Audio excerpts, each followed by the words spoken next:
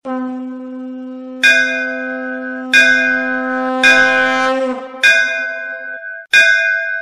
మనకంటే భిన్నమైపోయాడంటే భగవంతుడు అప్పుడు ఏమవుతుంది అనంటే, ఎలాగైతే మనం ఇంకోళ్ళ మీద ప్రేమను చూపిస్తామో అది నేరుగా వచ్చినట్టు అహేతుకమైనటువంటిది కాదో సహేతుకమైనటువంటిదో అలా అయిపోతుంది. అంటే అది రెండో లెక్కలోకి వెళ్ళిపోతుంది. అది మొదటి స్థానంలోకి రాదు, అది రెండో స్థానంలోకి వెళ్తుంది. అంటే అది కూడా ఒక భక్తే, అది భక్తి కాదు అని అనట్లేదు. ఇప్పుడు ఇంకోళ్ళ మీద ఉండేటటువంటి ప్రేమ కూడా ప్రేమే, అది కాదు అని మనం అనట్లేదు. కానీ అది దానికంటే గొప్పది మన మీద మనకు ఉండేటటువంటిది, అది కూడా ప్రేమే. కాబట్టి ఇప్పుడు ఇక్కడ ద్వైతంలో మనకంటే భిన్నుడు అని చెప్పేటటువంటి వాళ్ళు ఎవరైతే ఉంటారో ఆ సిద్ధాంతం ఏదైతే ఉందో అందులో భక్తి అనేది లేనే లేదు అని అనట్లేదు. అందులోనూ భక్తి ఉండనే ఉంది, ఆ భక్తికి ఒక స్థానం ఉండనే ఉంది, విశేషంగా అది ఉండనే ఉంది. కానీ మేము చెప్పేది ఏమిటంటే అద్వైతంలో దానికంటే కూడా ఇంకా విశేషమైనటువంటి స్వచ్ఛమైనటువంటి భక్తి అనేది భక్తికి స్థానం ఉన్నది. అందుకే శంకరాచార్యుల వారు తమ యొక్క భాష్యాల్లో గ్రంథాల్లో ఎంతో విస్తారంగా అద్వైతాన్ని చెప్పినా కూడా భక్తిని కూడా చెప్పారు. రెండింటినీ చెప్పింది శంకరాచార్యుల వారిగా. ఒకవైపు అద్వైతాన్ని గురించి కూడా చెప్పారు. ఒకవేళ అద్వైతంలో భక్తికి స్థానమే లేదు అని చెప్పేట్టయితే అప్పుడు శంకరాచార్యుల వారు భజగోవిందం భజగోవిందని ఎందుకు చెప్పారు? ఇంకా రకరకాలుగా చాలా చోట్ల భక్తి గురించి శంకరాచార్యుల వారు ఎంతో గొప్పగా చెప్పారు. భక్తి కిన్న కరోత్యహో వనచరో భక్తావతం సాయతే అని అంటారు ఒక మాట. దీని అర్థం ఏమిటి? ఈ భక్తి ఉంటే ఏది సాధ్యం కాదు, అన్నీ కూడా సాధ్యం అవుతాయి. భక్తితో మనం చేస్తే దేన్నైనా భగవంతుడు స్వీకరిస్తాడు అనే దానికి ఉదాహరణగా చెప్తూ శంకరాచార్యుల వారు అహో వనచరో భక్తావతంసాయతే అని అన్నారు. అహో అంటే ఆశ్చర్యం. ఏమిటి? వనచరః, ఒక అడవిలో ఉన్నటువంటి ఒక వేటగాడు అంటే కన్నప్ప, భక్త కన్నప్ప గురించి శంకరాచార్యుల వారు ఈ మాట అని చెప్పారు. వనచరః, వాడు అడవిలో ఉండేటటువంటి వాడు, వాడికి దీని గురించి భక్తి గురించి ఏమీ తెలియదు.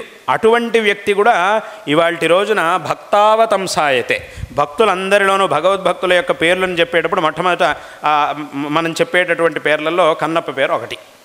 అంత గొప్ప స్థానాన్ని ఆ కన్నప్ప పొందాడు అనంటే దాని అర్థం ఏమిటి? అది దేనివల్ల సాధ్యమైంది? భక్తి వల్లే సాధ్యమైంది. కాబట్టి ఇది భక్తి యొక్క గొప్పదనం అని శంకరాచార్యుల వారే చెప్పారు. అద్వైత తత్వం గురించి శంకరులే చెప్పారు, ఈ భక్తి గురించి కూడా శంకరులే చెప్పారు.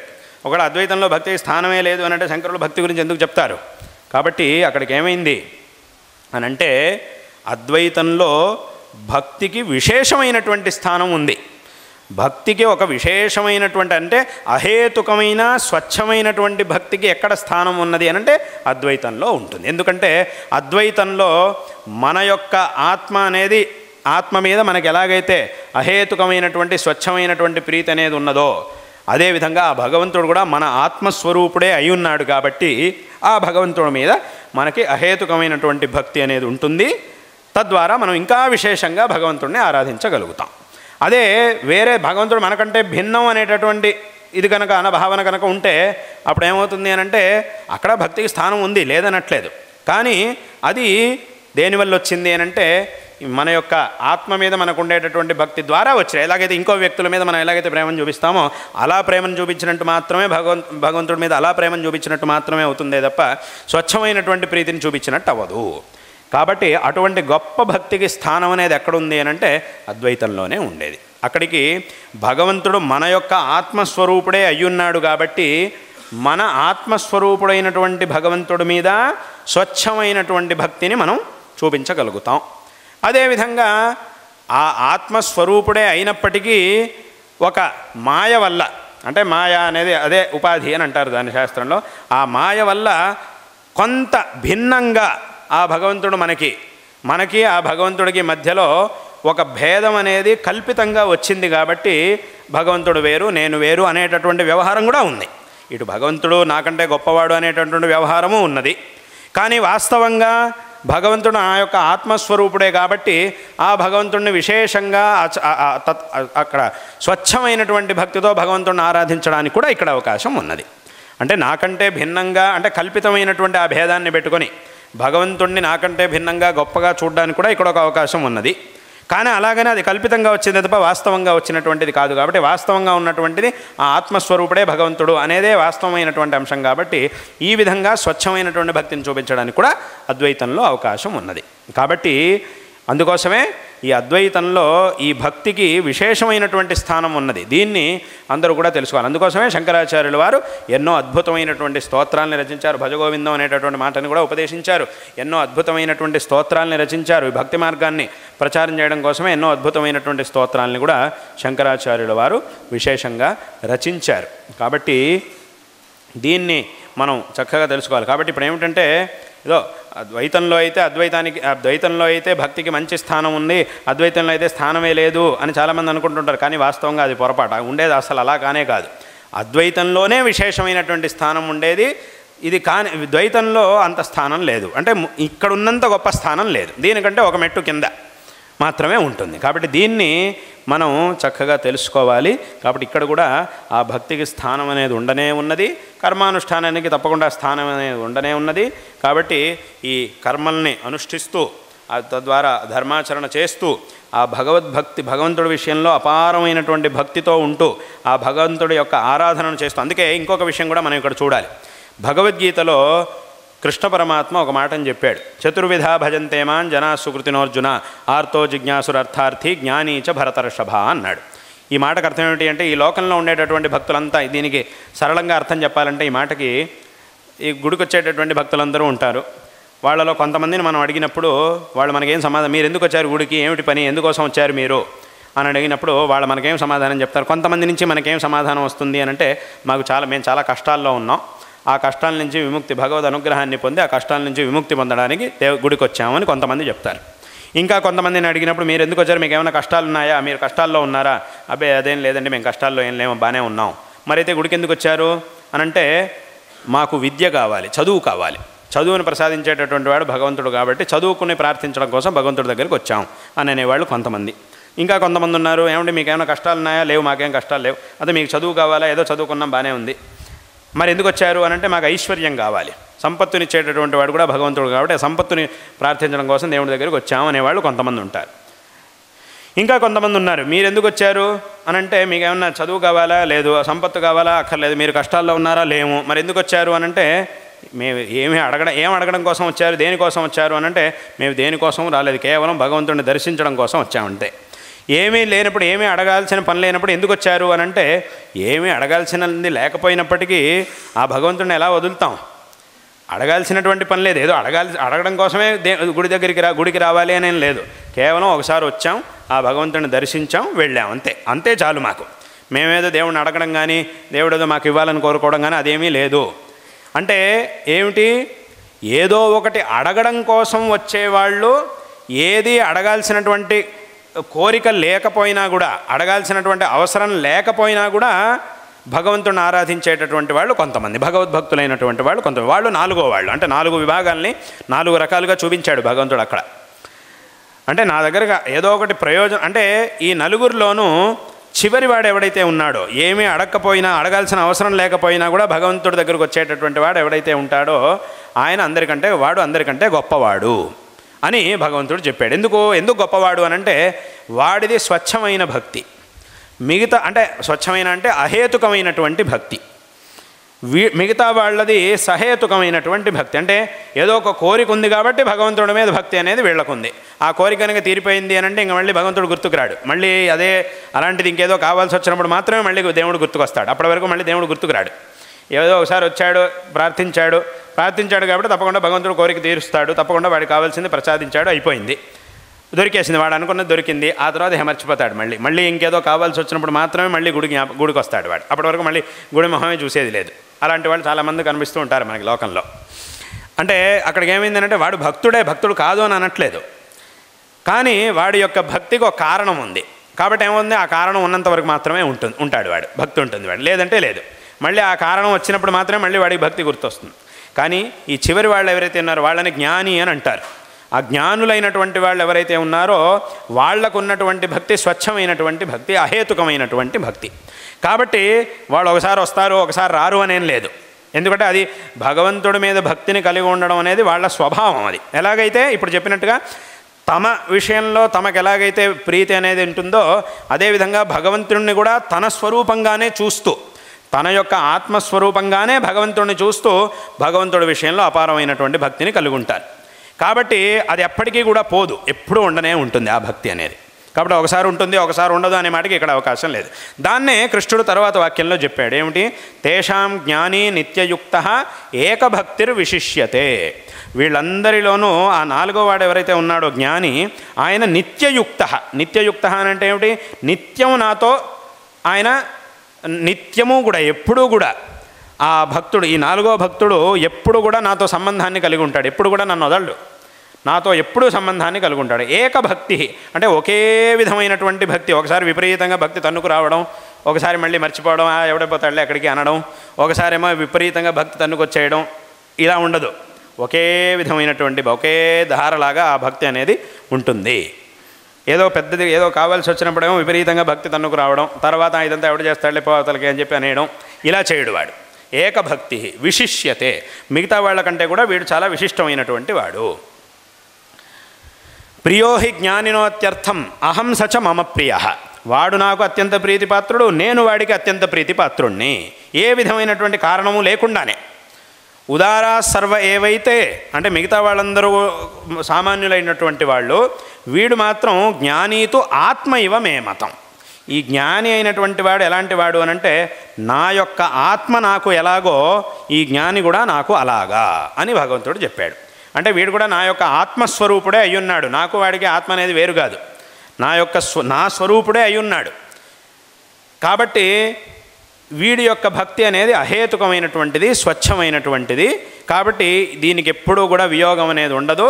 కాబట్టి వీడు నాకు అందరికంటే కూడా ఎక్కువ ఇష్టం అని భగవంతుడు చెప్పాడు. అంటే అక్కడికి ఏమైంది? దీని ద్వారా కూడా మనం తెలుసుకోవాల్సినటువంటిది ఏమిటి అంటే, అహేతుకమైన స్వచ్ఛమైనటువంటి భక్తి అనేది ఎక్కడ కలుగుతుంది అని అంటే, భగవంతుడు మన ఆత్మస్వరూపుడైనప్పుడు మాత్రమే.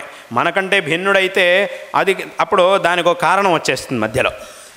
ఆ కారణం ఏమీ లేకుండా స్వచ్ఛంగా ఉండాలి అని అంటే అది అహేతుకమైనటువంటి ప్రీతి భక్తి అనేది ఉండాలి. అది మన యొక్క ఆత్మస్వరూపం అయితేనే అవుతుంది.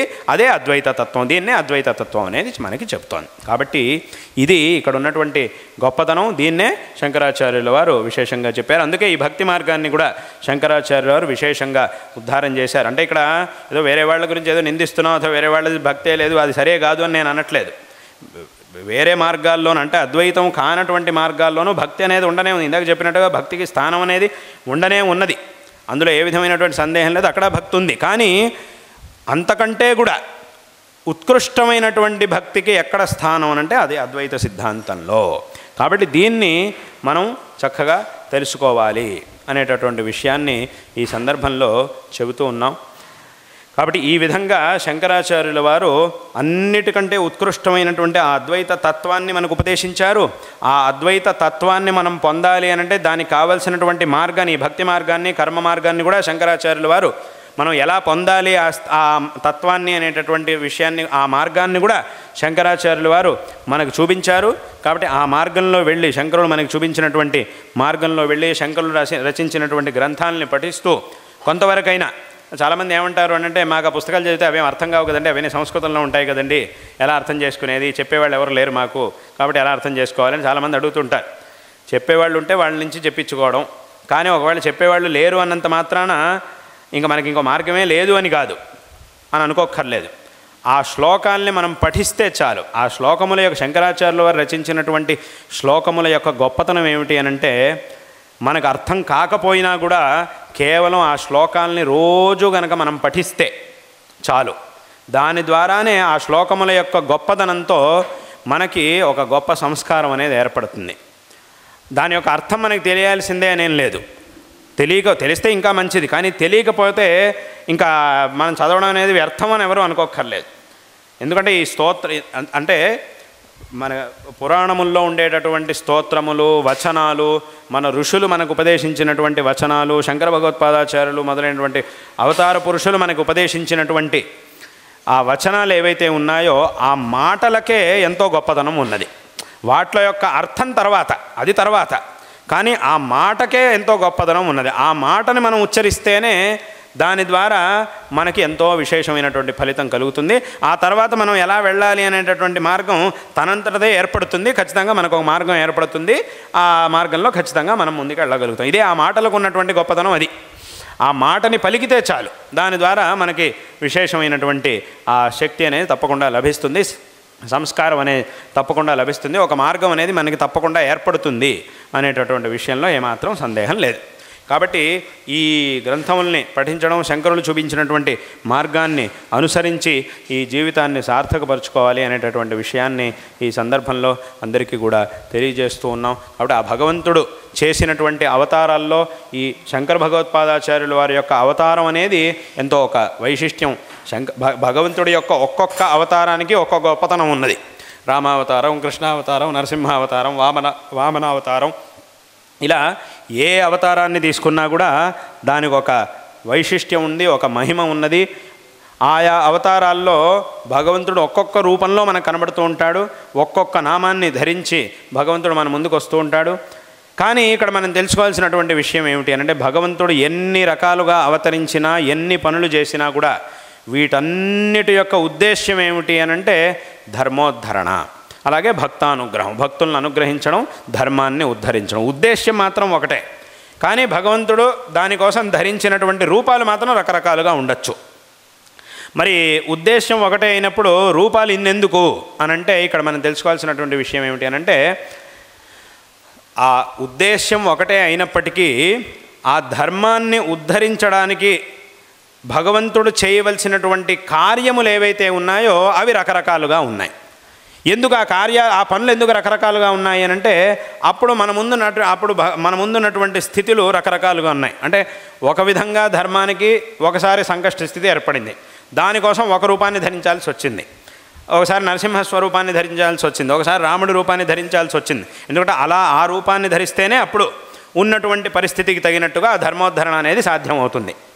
కాబట్టి ఆ విధంగా భగవంతుడు ఒక్కొక్క సందర్భంలో ఒక్కొక్క రూపాన్ని ధరించాల్సి వచ్చింది. అంతే తప్ప ఇక్కడ దేవుడు ఇన్ని రూపాలని ధరించాడనగానే దేవుళ్ళే చాలామంది అయిపోయారు, ఆ దేవుళ్ళు చాలామంది అయిపోయారు అని అర్థం కాదు.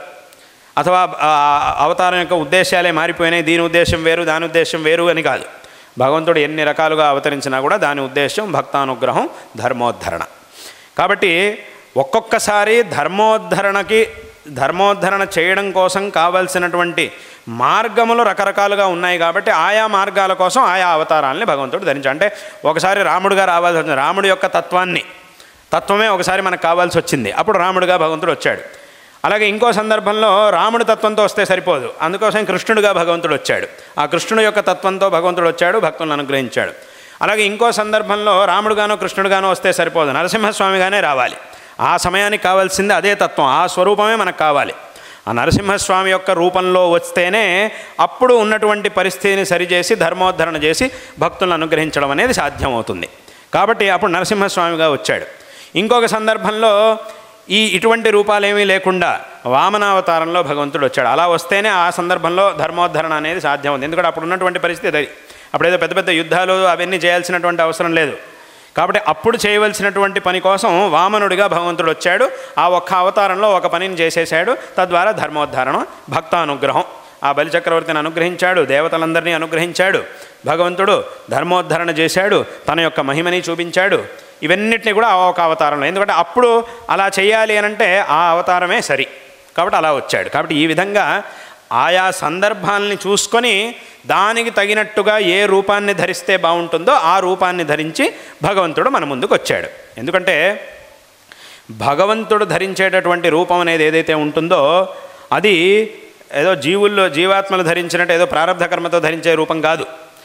మనుషులు అథవా ప్రాణులు వీళ్ళందరూ కూడా ఏదైనా ఒక రూపాన్ని ధరించాలి అని అంటే వాళ్ళ కర్మకి తగినట్టుగా ఏ రూపం వస్తే ఆ రూపాన్ని ఒప్పుకోవాల్సిందే. ఇంక అక్కడ సందేహం లేదు, నాకు ఈ రూపం కుదరదు ఇంకోటి రావాలి అని అంటే అది అయ్యే పని కాదు. ఏదో శరీరం వచ్చింది, అబ్బాయి ఈ శరీరం అంత బాగాలేదండి, ఏదో కాస్త నల్లగా ఉన్నాను, కాస్త తెల్లగా ఉండేరు శరీరం రావాలి నాకు అని అంటే అది అయ్యే పని కదా, అలా అవ్వదు. అబ్బాయి ఇది అంత బాగాలేదండి, ఇంకా కొంచెం అందంగా ఉండే రూపం నాకు కావాలి అని అంటే అది రాదు. వచ్చింది ఏదో, ఎందుకంటే ఇది కర్మానుసారంగా వచ్చింది కాబట్టి ఏదొస్తే దాన్ని తీసుకోవాలి అంతే. కాబట్టి ఇక్కడ మనం ఏదో కావాలి, అది కావాలి, ఇది కావాలి అనుకుంటూ కోరుకుంటే వచ్చేది కాదు. ఎందుకంటే అలా కోరుకోవాలంటే ఈ శరీరం మనకి రావడానికి కారణమైనటువంటి కర్మ ఏదైతే ఉందో ఆ కర్మని చేసే ముందే ఆలోచించాలి. అప్పుడు ఆలోచించకుండా చేయాల్సిన కర్మని చేసేసి తర్వాత శరీరం వచ్చాక ఇది కావాలి, ఇది వద్దు, ఇది కావాలి అంటే మాత్రం అయ్యేది కాదు. ఒకవేళ ఆలోచన ఉంది అని అంటే కనుక నాకు మంచి శరీరం రావాలి, మంచి జన్మ రావాలి, ఫలానా ఇలా ఉండాలి, అలా ఉండాలి అనే కోరిక కనుక మనకుంటే ఆ కర్మని చేసే ముందే ఆలోచించాలి. అప్పుడు కావాల్సినటువంటిది ఏదైనా వస్తుంది. కాబట్టి ఇది కర్మల వల్ల ఏర్పడినటువంటి శరీరం, మనకు ఏర్పడిన జీవులకు ఏర్పడినటువంటి శరీరం. భగవంతుడు అలాంటి శరీరం కాదు. భగవంతుడు కేవలం తన ఇచ్ఛతోనే కావలసినటువంటి రూపాన్ని గ్రహిస్తాడు. ఎలాంటి రూపాన్నైనా భగవంతుడు గ్రహించగలుగుతాడు, స్వీకరించగలుగుతాడు. అది ఏదైనా కూడా భగవంతుడికి సాధ్యం. కాబట్టి ఇది ఏదో కర్మ వల్ల వచ్చినటువంటి రూపం కాదు భగవంతుడికి. కాబట్టి ఆ భగవంతుడు ఇన్ని రూపాలని ధరించాడు. ఎన్ని రూపాలని ధరించినా కూడా వాటి యొక్క ప్రయోజనం ఏమిటి అంటే ధర్మోద్ధరణ. అంటే దీని ద్వారా మనం తెలుసుకోవాల్సినటువంటి విషయం ఏమిటి అంటే, ఈ ధర్మానికి సంకష్టములు అనేవి రకరకాలుగా ఏర్పడుతూ ఉంటాయి. ఎప్పుడు ఏ విధంగా ఏర్పడినా కూడా దానికి తగినటువంటి ఉపాయాన్ని అనుసరిస్తూ ఆ ధర్మాన్ని కాపాడుకోవడం అనేది మన యొక్క కర్తవ్యము అనేటటువంటి విషయాన్ని భగవంతుడు మనకి ఈ అవతారాల ద్వారా మనకి తెలియజేస్తూ ఉన్నాడు. ఇది ఈ అవతారాల ద్వారా భగవంతుడు మనకి ఇస్తున్నటువంటి సందేశం ఇది. కాబట్టి దీన్ని అందరూ కూడా చక్కగా తెలుసుకోవాలి. ఆయా సందర్భాలు ఇంకా మన వల్ల సాధ్యం కాదు అనేంత పరిస్థితి వచ్చినప్పుడు భగవంతుడు వస్తాడు, ధర్మోద్ధరణ చేస్తాడు. కానీ అప్పటి వరకు ఈ ధర్మానికి వచ్చేటటువంటి పలు రకాల సంకష్ట స్థితులు ఏవైతే ఉంటాయో ఆయా స్థితుల్లో మనం ఎలా చేస్తే ఆ ధర్మాన్ని మనం కాపాడుకోగలుగుతాము, మనం శ్రేయవంతులం అవ్వగలుగుతాం అనేటటువంటి ఆలోచనని మనమే చేసి దానికి తగినటువంటి ఉపాయాన్ని చేస్తూ యుద్ధం చేయాల్సి వచ్చింది. ఒకసారి రాముడిలాగా ఉండాల్సి వచ్చింది, రాముడిలాగానే ఉండాలి, రామతత్వాన్ని అనుసరించాలి. ఒకసారి కృష్ణుడిలాగా ఉండాల్సి వచ్చింది, కృష్ణుడి యొక్క తత్వాన్ని అనుసరించాలి. ఒకసారి నరసింహస్వామిలాగా ఉండాల్సి వచ్చింది, ఆ నరసింహతత్వాన్ని ఒకసారి అనుసరించాల్సి వస్తుంది. అలాంటి పరిస్థితులు కూడా వస్తూ ఉంటాయి. మన యొక్క ధర్మాన్ని, ఈ దేశాన్ని, ధర్మాన్ని మనం కాపాడుకోవాలి అంటే ఒకసారి రాముడిలాగా ఉండాల్సి వస్తుంది, ఒకసారి కృష్ణుడిలాగా ఉండాల్సి వస్తుంది, ఒకసారి వామనుడిలాగా కూడా ఉండాల్సి వస్తుంది, ఉండాలి. ఒకసారి నరసింహస్వామిలాగా కూడా ఉండాల్సి వస్తుంది. ఇప్పుడు మనం చూస్తున్నాం నరసింహస్వామిలాగానే ఉంటాం. నరసింహస్వామిలా ఉంటేనే ఇప్పుడు పని అవుతుంది. మన దేశం యొక్క స్థితికి ఇప్పుడు మనం చూస్తున్నటువంటి పరిస్థితిలో ఈ దేశాన్ని, ధర్మాన్ని కాపాడుకోవాలనంటే నరసింహస్వామిలాగా ఉండి చేస్తేనే జరుగుతుంది. అలా చేశారు, జరుగుతోంది కూడా. అది ఆ నరసింహతత్వం మనకు ఉపదేశిస్తూ ఉన్నది. కాబట్టి అక్కడికి ఏమైంది, ఆయా సందర్భాల్లో ఏ తత్వాన్ని అనుసరించాలో దాన్ని భగవంతుడు మనకి చూపించాడు తన యొక్క అవతారాల ద్వారా. ఈ సందేశాన్ని భగవంతుడు మనకిచ్చాడు. కాబట్టి భగవంతుడు మనకేం చెప్తున్నాడు అనంటే, మీ వల్ల కానప్పుడు మాత్రమే నేను వస్తాను, మీ వల్ల అంటే కానప్పుడు ఖచ్చితంగా నేను వస్తాను. దాన్నే గీతలో చెప్పాడు కదా భగవంతుడు, పరిత్రాణాయ సాధూనాం వినాశాయ చతుష్కృతాం ధర్మ సంస్థాపనార్థాయ సంభవామి యుగే యుగే.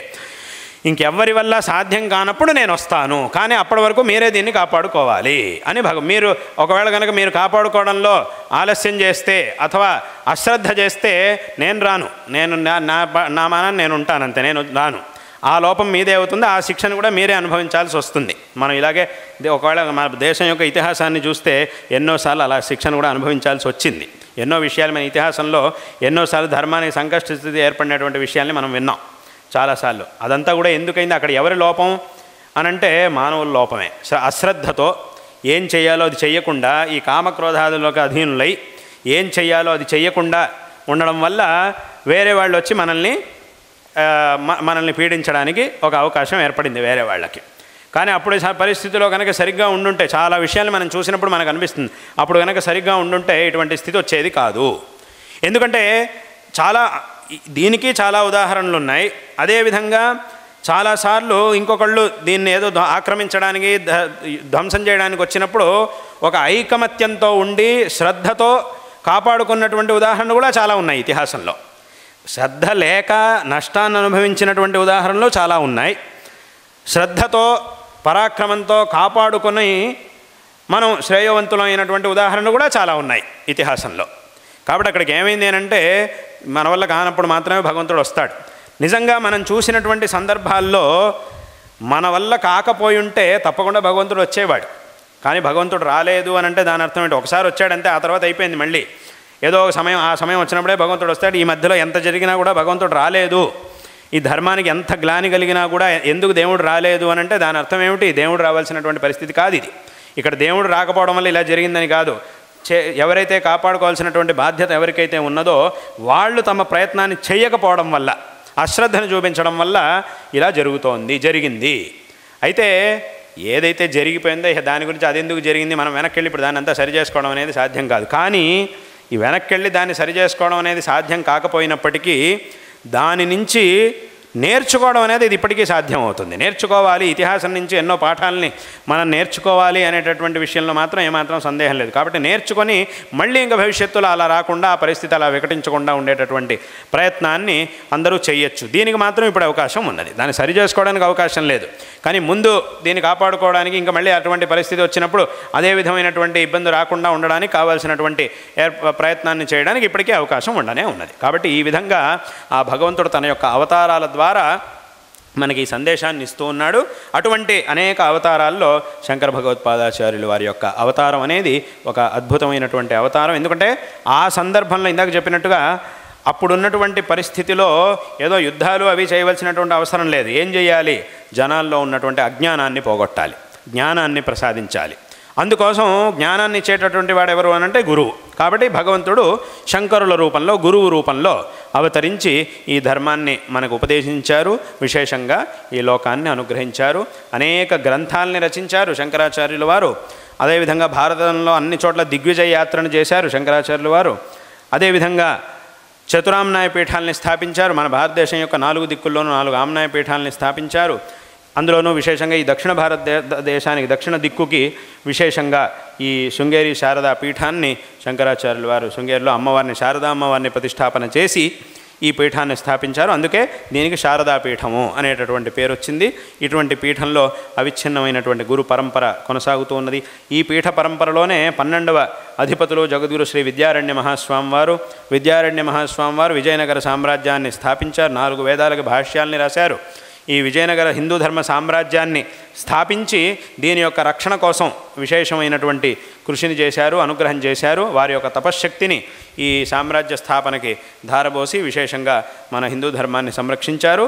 అదేవిధంగా గ్రంథ రచనలు కూడా ఎన్నో గ్రంథాలు, చతుర్వేద భాష్యాలు, ఇంకా ఎన్నో గ్రంథాలని రచించి విశేషంగా లోకానుగ్రహం చేశారు.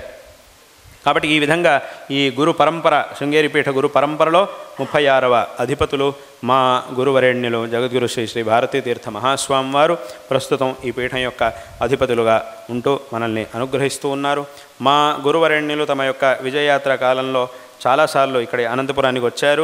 విశేషంగా ఇక్కడ ఈ శంకరమఠం, ఈ ప్రాంతంలో ఒక శంకరమఠం అనేది ఉండాలి, దీని ద్వారా విశేషంగా ధర్మ ప్రచారం జరగాలి, భక్తులందరికీ కూడా ఒక ధార్మికమైనటువంటి శ్రద్ధా కేంద్రంగా, ఒక శక్తి కేంద్రంగా, మన యొక్క ధర్మం యొక్క శక్తి కేంద్రంగా శంకరమఠం అనేది ఉండాలి, అక్కడ అమ్మవారి యొక్క, శంకర భగవత్పాదాచార్యుల వారి యొక్క సన్నిధానం ఉండాలి అనేటటువంటి ఉద్దేశంతో మా గురువరేణ్యులు తమ అమృతహస్తాలతో శారదామ్మ వారిని, శంకరాచార్యుల వారిని ప్రతిష్ఠించారు. తదనంతర కాలంలో ఇక్కడ గణపతిని కూడా ప్రతిష్ఠ చేయడం జరిగింది. ఈ విధంగా ఈ శంకరమఠం అనేది ఇక్కడి ఆస్తిక భక్త మహాజనులందరి యొక్క శ్రద్ధా కేంద్రంగా ఇది విరాజమానం అవుతూ ఉన్నది. ఇది అత్యంత సంతోషకరమైనటువంటి విషయం. ఈ సందర్భంలో మీ అందరికీ కూడా మా యొక్క నారాయణ స్మరణపూర్వకమైన ఆశీర్వాదాలని తెలియజేస్తూ ఉన్నాం. ఇంతకుముందు 2018వ సంవత్సరంలో మేము ఇక్కడికి వచ్చినప్పుడు, మా యొక్క యాత్రా కాలంలో ఇక్కడికి వచ్చినప్పుడు ఇక్కడ విశేషంగా గణపతి ప్రతిష్ఠ చేయడం అనేది అప్పుడు జరిగింది. తదనంతరం మళ్ళీ వచ్చినప్పుడు ఇక్కడ అమ్మవారి యొక్క సన్నిధిలో, శంకరాచార్యుల వారి యొక్క సన్నిధిలో పంచలోహ మూర్తిని ప్రతిష్టాపన చేయడం అనేది జరిగింది. ఈ విధంగా ఇప్పుడు మళ్ళీ ఈ యాత్రా కాలంలో ఇక్కడ నుంచి వెళుతూ, ఈ మార్గం నుంచి వెళుతూ ఇక్కడికి రావాలి అని సంకల్పం చేశాం. తదనుసారంగా ఇవాళ రోజున ఇక్కడికి వచ్చాం. ఇక్కడి నుంచి మళ్ళీ తర్వాత యాత్రని రేపటి రోజున ఇక్కడి నుంచి మళ్ళీ యాత్రను కొనసాగించబోతూ ఉన్నాం. ఇవాళ రోజున ఇక్కడికి వచ్చాం. మీ అందరికీ కూడా మా యొక్క నారాయణ స్మరణపూర్వకమైన ఆశీర్వాదాలని అందరికీ కూడా తెలియజేస్తూ ఉన్నాం. అందరూ కూడా విశేషంగా ఈ ఒక ధర్మ మార్గంలో ఇదే విధమైనటువంటి ధర్మశ్రద్ధ, ఇదే విధమైనటువంటి గురుభక్తి, ఇదే విధమైనటువంటి భగవద్భక్తిని కలిగి ఉండాలి. తద్వారా విశేషంగా ఆ భగవద్ అనుగ్రహానికి పాత్రులై ఈ జీవితాన్ని సార్థకపరుచుకోవాలి అనేటటువంటి విషయాన్ని ఈ సందర్భంలో అందరికీ కూడా తెలియజేస్తూ ఉన్నాం. మనం తెలుసుకోవాల్సినటువంటి విషయాలు చాలా ఉన్నాయి. ఇంకా ధర్మానికి సంబంధించినటువంటివి మనం తెలుసుకోవాల్సినటువంటి, అంటే ధర్మం అంటే ఎవరిదో కాదు, మనదే. మన ధర్మానికి సంబంధించినటువంటివి మనం తెలుసుకోవాల్సినటువంటి విషయాలు ఇంకా చాలా ఉన్నాయి, ఎన్నో ఉన్నాయి. కాబట్టి ఈ విషయాల్ని చక్కగా తెలుసుకోవడం ద్వారా అందరూ కూడా కృతార్థులు కావాలి. ఇవాళ రోజున అందుకే కొన్ని విషయాల్ని ఇవాళ రోజున ఇక్కడ చెప్పడం అనేది జరిగింది. అంటే ఒక విషయం చాలామందికి అనిపిస్తుంది, ఏమిటి అని అంటే, ఏదో చెప్తున్నారు, స్వామివారు వచ్చారు, ఏదో విషయాలు చెప్తున్నారు, ఏదో అద్వైత తత్వం ఉన్నారు, ఏవో రకరకాల విషయాలు చెప్పారు. ఇదంతా విన్నప్పుడు కొంతమందికి ఏమనిపిస్తుంది అంటే, ఒక్కొక్కరికి ఒక్కో రకంగా అనిపిస్తుంది. కొంతమందికి ఏమనిపిస్తుంది అంటే, ఏదో చెప్పారు కానీ ఏమీ మాకు అర్థం కాలేదు అని కొంతమందికి అనిపిస్తుంది. అసలు ఏం చెప్పారో ఒక ముక్క మాకు అర్థం కాలేదు అని కొంతమందికి అనిపిస్తుంది. కొంతమందికి ఏమనిపిస్తుంది అని అంటే ఏదో కాస్త అర్థమైనట్టుగా ఉంది కానీ ఇంకా ఏదో పూర్తిగా అర్థం కాలేదు, సగం సగం అర్థమైంది అని కొంతమందికి అనిపిస్తుంది. కొంతమందికి బాగా మాకు బాగా అర్థమైంది అని కొంతమందికి అనిపిస్తుంది. కొంతమందికి ఏమనిపిస్తుంది అంటే ఇంతవరకు అర్థమైంది కానీ దీని మీద ఇంకా కొన్ని సందేహాలు ఉన్నాయి, కొన్ని ప్రశ్నలు ఉన్నాయి, వీటికి ఏమిటి సమాధానం అని కొన్ని ప్రశ్నలు కూడా మనస్సులో వచ్చినా రావచ్చు. కొంతమందికి అలాంటి ప్రశ్నలు కూడా వచ్చినా రావచ్చు. అలా కూడా ఉంటుంది కొంతమందికి. అంటే దీని మీద ఎన్నో ప్రశ్నలు కూడా చాలామందికి మనస్సులో రావచ్చు. విన్నవాళ్ళకి చాలామందికి ప్రశ్నలు కూడా రావచ్చు. ఇదేలాగా సరే, ఇది సరిపోయింది, ఇదేలాగా అదేలాగా అని రకరకాల ప్రశ్నలు మనసులో వచ్చి ఉండొచ్చు. కానీ ఒకసారి చెప్పేటప్పుడే అన్ని ప్రశ్నలకు సమాధానాలతో సహితంగా అన్ని విషయాల్ని చెప్పడం అనేది సాధ్యం కాదు. అలా చెప్పాలంటే బోల్డెన్ సమయం పడుతుంది. కాబట్టి అలా కూడా కొంతమందికి అనిపించవచ్చు. కానీ ఈ మార్గం అనేది ఏదైతే ఉందో, ఈ ధర్మం యొక్క గొప్పతనం, మన ధర్మం మనకేం చెబుతోంది, ఆ తత్వం మనకేం చెబుతోంది అనేటటువంటి విషయాన్ని కొంచెమైనా తెలుసుకునేటటువంటి ప్రయత్నం అందరూ కూడా తప్పకుండా చెయ్యాలి. కాబట్టి ఈ ధర్మం యొక్క గొప్పతనాన్ని తెలుసుకోవాలి. లేకపోతే ఏమవుతుంది, మనం సరిగ్గా తెలుసుకోకపోతే, మన జ్ఞానం కనుక దుర్బలంగా ఉంటే అప్పుడు ఎవరైనా రావచ్చు, ఏదైనా చెప్పచ్చు, ఏది చెప్పినా కూడా దీనికంటే కూడా అదే సరేమో అని అనిపిస్తుంది మనకి. అలాంటి పరిస్థితిలో మనం అలాంటి పరిస్థితికి వెళ్ళాల్సి వస్తుంది. కాబట్టి మనం దృఢంగా లేము అనంటే ఎవరైనా రావచ్చు, మనల్ని ఏమైనా చేయొచ్చు, అలాంటి పరిస్థితి ఉంటుంది. కాబట్టి అది రాకుండా ఉండాలి అనంటే ఈ ధర్మం యొక్క గొప్పతనాన్ని మనము తెలుసుకోవాలి, మన పిల్లలకు కూడా దీన్ని బోధించాలి, వాళ్ళకు కూడా సరైనటువంటి మార్గాన్ని చూపించాలి అనేటటువంటి విషయాన్ని తెలియజేస్తూ మరొక మారు అందరికీ కూడా మా యొక్క నారాయణ స్మరణ పూర్వకమైన ఆశీర్వాదాలని తెలియజేస్తూ ఉన్నాం. శారదా చంద్రమౌళీశ్వరుల యొక్క మా గురుదేవులు పరమ పూజ్యులైన జగద్గురు శ్రీ శ్రీ భారతీ తీర్థ మహాస్వామి వారి యొక్క పరిపూర్ణమైనటువంటి అనుగ్రహం మీ అందరి యందు సదాకాలం ఉండుగాక, తద్వారా అందరికీ సకల శ్రేయస్సు లభించుగాక అని మరొక మారు ఆశీర్వాదాన్ని తెలియజేస్తూ ఉన్నాం. విశేషంగా ఈ యాత్ర సందర్భంలోనూ అదేవిధంగా ఇక్కడ జరిగేటటువంటి ఈ మఠంలో జరిగేటటువంటి అన్ని ఉత్సవాదుల్లోనూ అన్నిట్లోనూ అన్ని కార్యాల్లోనూ కూడా విశేషంగా సహకరిస్తూ విశేషమైనటువంటి భక్తితో దీంట్లో ఉత్సాహంతో పాల్గొంటూ ఉన్నటువంటి సమస్త భక్తులకి కూడా ఈ సందర్భంలో మా యొక్క నారాయణ స్మరణపూర్వకమైన ఆశీర్వాదాలని తెలియజేస్తూ ఉన్నాం. అదేవిధంగా ఇక్కడ మా యొక్క ఆజ్ఞతో ఇక్కడ అధికారులుగా నియుక్తులై సత్యప్రసాద్ గారు ఆయన తమ యొక్క దీని యొక్క నిర్వహణాదుల్ని చేస్తూ ఉన్నారు. ఆయనకు కూడా ఈ సందర్భంలో మా యొక్క ఆశీర్వాదాన్ని తెలియజేస్తూ ఉన్నాం. అదేవిధంగా ఆయనతో పాటు ఈ కార్యంలో ఉన్నటువంటి సమస్త భక్తులకి, ఇవాళ రోజున ఇక్కడికి వచ్చినటువంటి సమస్త ఆస్తిక భక్త మహాజనులకు కూడా మరొక మారు ఆశీర్వాదాలని తెలియజేస్తూ ఈ భాషణాన్ని ఇక్కడికి ముగిస్తూ ఉన్నాం. హర నమః పార్వతీపతయే, Hara Hara Mahadeva. Thanks for watching. Please comment, like, share and subscribe our channel.